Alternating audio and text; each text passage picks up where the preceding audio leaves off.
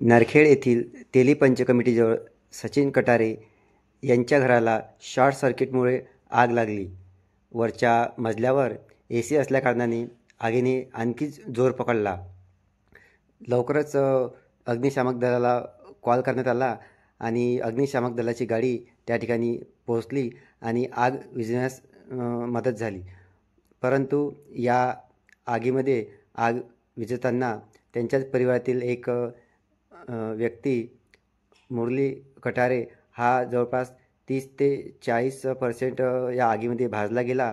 त्याला लवकरच ग्रामीण रुग्णालय या ठिकाणी उपचारासाठी नेण्यात आले आणि तेथील डॉक्टरांनी त्यांना नागपूर या ठिकाणी उपचारासाठी रेफर केले. सध्या त्यांच्यावर उपचार सुरू आहे आणि राधाकिशन हॉस्पिटलमध्ये सध्या ते उपचार घेत आहे. त्यांची प्रकृती ठीक आहे.